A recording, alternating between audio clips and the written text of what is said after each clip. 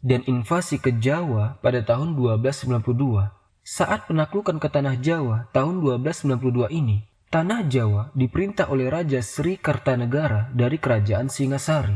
Ekspedisi pertama bangsa Mongol menemui kegagalan karena utusan Mongol disiksa oleh Sri Kertanegara dan pulang ke Mongol dengan kegagalan. Kemudian, pada ekspedisi kedua untuk membalas dendam, kehadiran pasukan Mongol di Jawa dimanfaatkan oleh Raden Wijaya untuk menggempur Jayakatwang. Dan setelah itu, pasukan Mongol dihancurkan dan selanjutnya berdirilah Kerajaan Majapahit.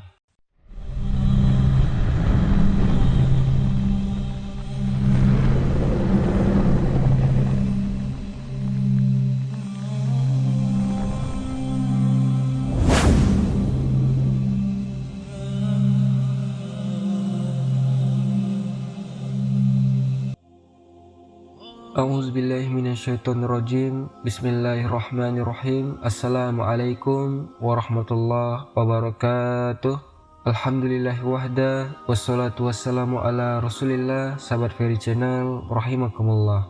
Pada hari ini kita akan melanjutkan sejarah Islamnya bangsa Mongol.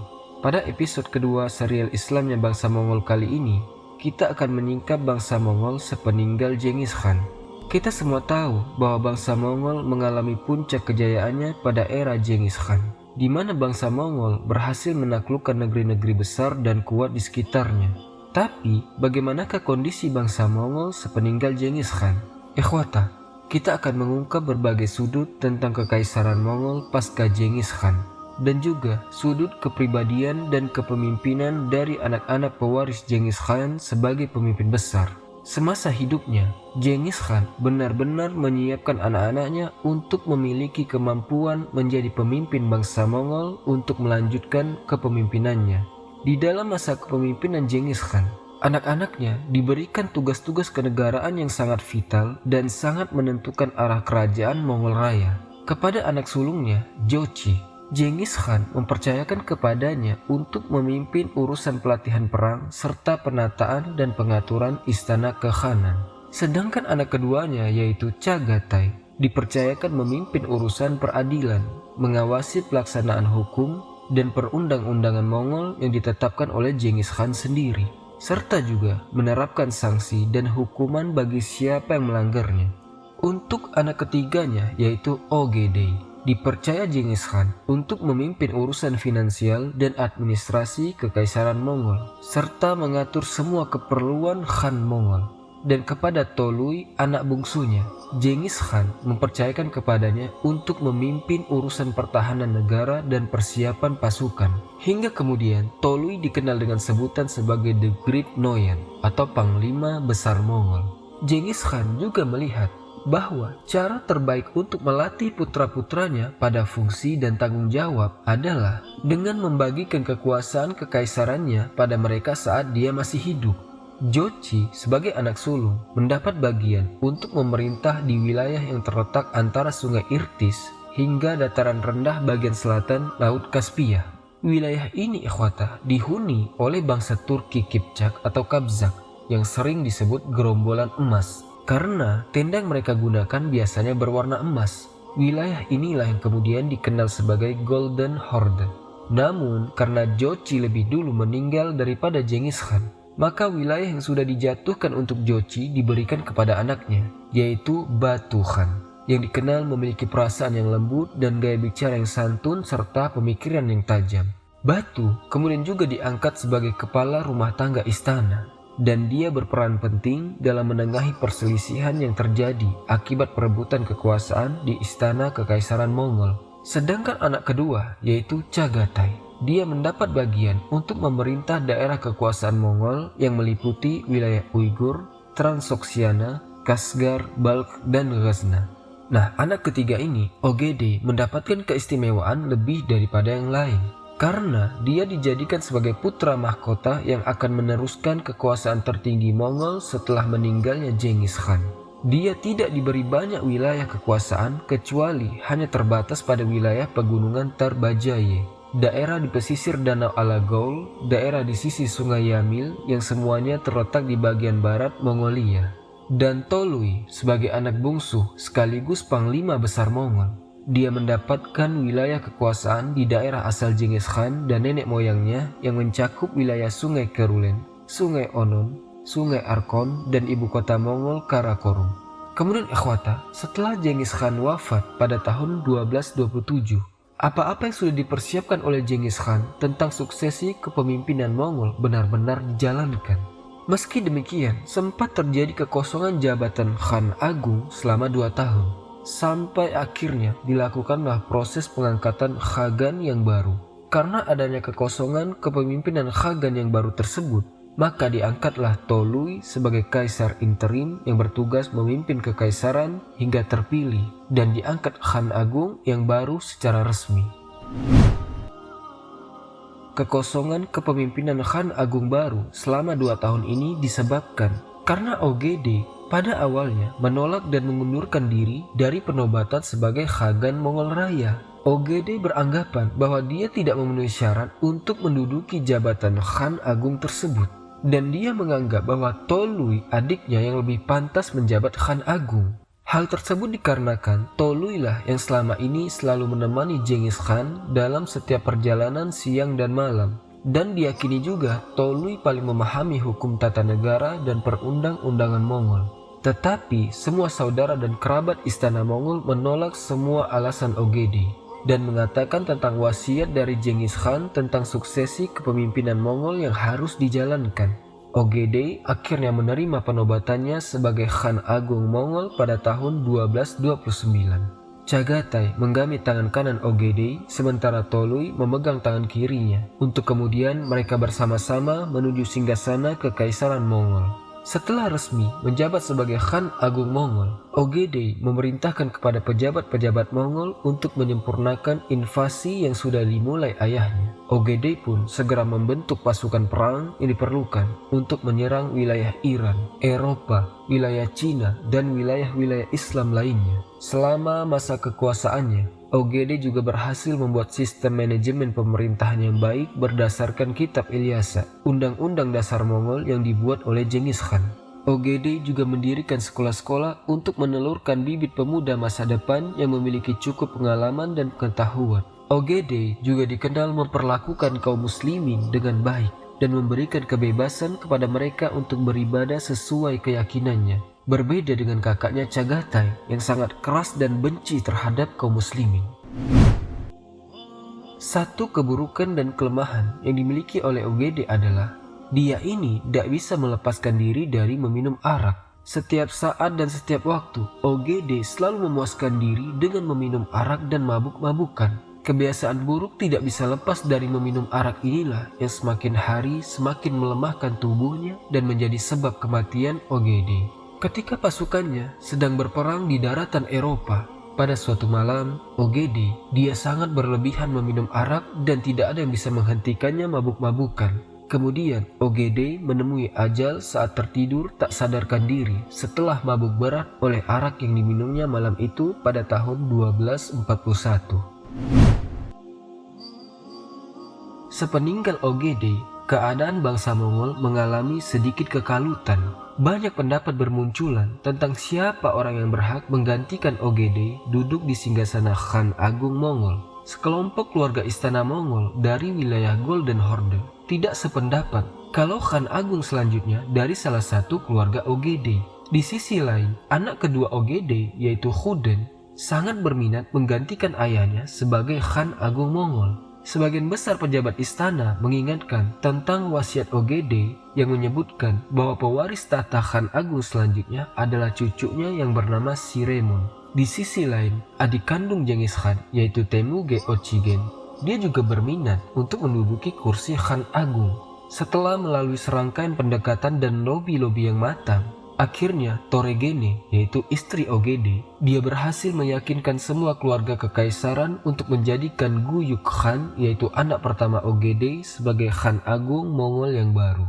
Guyuk Khan disepakati sebagai Khan Agung Mongol yang baru pada pertemuan Majelis Kurultai, yaitu Majelis Tinggi Kekaisaran Mongol yang berlangsung pada tahun 1246 tanpa dihadiri utusan dari Golden Horde yang menolak pengangkatan Guyuk Khan. Awalnya, Guyuk Khan menolak pengangkatan tersebut karena kondisi kesehatannya yang tidak memungkinkan. Tapi akhirnya dia menerima pengangkatan tersebut setelah didesak oleh para petinggi kekaisaran Mongol. Guyuk Khan ini memiliki sifat yang sangat mirip dengan kakeknya, yaitu Genghis Khan. Guyuk Khan ini dia suka bertempur dan menaklukkan bangsa lain. Maka setelah terpilih, dia langsung memerintahkan kepada pemimpin daerah dan panglima perangnya untuk mempersiapkan pasukan perang mereka. Dipersiapkan guna menaklukkan wilayah Cina bagian selatan dan mengangkat panglima tertinggi Subutai untuk memimpin ekspedisi ini. Elchigide diutus untuk berangkat ke Iran dan menaklukkan kerajaan Islam yang masih tersisa di sana. Elchigide juga ditunjuk sebagai pemimpin tertinggi yang membawahi pengawasan wilayah Rum, Georgia, Mosul, dan Diyarbakir. Pada masa Guyuk Khan, orang-orang yang beragama Kristen banyak mendapatkan kemudahan akses untuk masuk lingkaran istana Mongol. Hal ini dikarenakan ibunda Guyuk Khan adalah pemeluk agama Kristen, dan Guyuk Khan sejak kecil hidup dalam ajaran Kristen. Guyuk Khan meninggal di perbatasan Samarkand pada tahun 1248 dalam perjalanannya untuk menundukkan Batu Khan yang menolak kepemimpinannya sebagai Khan Agung. Setelah kematian Guyuk Khan, anak-anak Ogedei menyuarakan untuk mengangkat Siremun sebagai Khan Agung baru. Mereka mengirim utusan untuk meminta persetujuan Batu Khan sebagai Khan paling senior dan mengundangnya untuk hadir di majelis Kurultai. Batu Khan meminta maaf tidak bisa hadir karena kesehatannya dan mengajak supaya majelis Kurultai diadakan di Kipchak Golden Horde. Anak-anak Ogedei dan Chagatai menolak hadir secara langsung dan hanya mengirim utusan saja. Mereka bersikeras supaya Kurultai tetap diadakan di tempat kelahiran Genghis Khan. Tetapi Mongke, anak dari Tolui, sangat berantusias untuk hadir ke Kipchak. Di awal masa kekuasaannya, terjadi pemberontakan dari orang-orang yang tidak menyetujui pengangkatan Mongke sebagai Khan Agung Mongol. Tetapi pemberontakan ini bisa cepat ditumpas oleh Mongke Khan. Mongke sangat serius dalam perbaikan internal Mongol dan pembenahan administrasi kekaisaran. Sehingga Mongke sering disebut sebagai salah satu pemimpin terbaik yang pernah memimpin bangsa Mongol. Mongke ini tidak suka bermewah-mewahan dan menghindari kelusuhan dalam berpakaian sebagaimana ditetapkan dalam kitab Ilyasa. Pada masa Mongke inilah kekuatan bangsa Mongol dan semangat bertempurnya kembali lagi seperti saat dipimpin oleh Genghis Khan. Berbeda dengan Guyuk Khan yang mengistimewakan orang Kristen. Mongke Khan memperlakukan semua pemeluk agama dengan setara. Semua diberikan kesempatan untuk beribadah menurut agamanya tanpa dibedakan. Khusus terhadap warga muslim, Mongke memiliki kesan dan penghargaan yang lebih, terutama terhadap pemimpin dan para ulama Islam. Mongke Khan mendirikan sekolah-sekolah Islam di Bukhara dan mengangkat syekh Islam untuk memimpin kota tersebut, yaitu Syekh Saifuddin al-Bakhrazi. Setelah aman dari rongrongan pemberontakan di Mongol, Mongke Khan segera menyiapkan pasukan besar untuk menaklukkan negeri-negeri yang sudah ditaklukkan sebelumnya. Mongke menunjuk adiknya yang bernama Hulagu untuk memimpin pasukan menaklukkan wilayah Ismailiyah dan wilayah kekhalifahan Abbasiyah. Mongke juga menunjuk adiknya yang lain yaitu Kubilai untuk memimpin pasukan guna menaklukkan wilayah Cina bagian selatan. Mongke Khan sendiri memimpin pasukan Mongol untuk menaklukkan negeri-negeri lain selain yang belum ditaklukkan oleh Mongol. Akhirnya Hulagu Khan berhasil menaklukkan Baghdad dan menghancurkan kekhalifahan Bani Abbasiyah pada tahun 1258. Dan Hulagu Khan mendirikan Kekhanan Ilkhanat dengan pusat kekuasaan di Irak. Mongke Khan meninggal pada tahun 1259 dan Kekhanan Agung berikutnya diserahkan kepada adiknya yaitu Kubilai Khan. Saat Mongke Khan wafat, Kubilai Khan sedang melakukan penaklukan ke Cina di Sichuan dan Yunan, dan setelah dinobatkan sebagai Khan Agung, Kubilai Khan memindahkan ibu kota kekaisaran ke Cina dan mendirikan dinasti Yuan. Dengan demikian, Kubilai Khan tidak hanya sebagai kaisar Mongol tetapi sekaligus juga sebagai kaisar Cina, dan dia menjadikan Beijing sebagai ibu kotanya.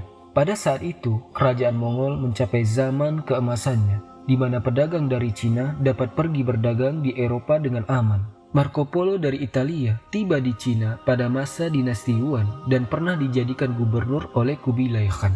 Dan inilah yang menandakan perdagangan langsung pertama kalinya muncul antara Eropa dan Cina. Berbagai invasi ke negeri-negeri Asia Timur dan Asia Tenggara dilancarkan oleh pasukan-pasukan Kubilai Khan. Tujuan utamanya adalah untuk memperluas pengaruh kekuasaan melancarkan perdagangan, dan menerima upeti dari negara-negara lain di Asia. Beberapa invasi yang dilakukan oleh Kubilai Khan, yaitu invasi ke Korea pada tahun 1273, invasi ke Jepang pada tahun 1274, invasi ke Vietnam pada tahun 1285, invasi ke Kamboja, ke Tibet, dan ke Thailand, serta Myanmar pada tahun 1287, dan invasi ke Jawa pada tahun 1292. Saat penaklukan ke Tanah Jawa tahun 1292 ini, Tanah Jawa diperintah oleh Raja Sri Kertanegara dari Kerajaan Singasari. Ekspedisi pertama bangsa Mongol menemui kegagalan karena utusan Mongol disiksa oleh Sri Kertanegara dan pulang ke Mongol dengan kegagalan. Kemudian, pada ekspedisi kedua untuk membalas dendam, kehadiran pasukan Mongol di Jawa dimanfaatkan oleh Raden Wijaya untuk menggempur Jayakatwang. Dan setelah itu, pasukan Mongol dihancurkan, dan selanjutnya berdirilah Kerajaan Majapahit.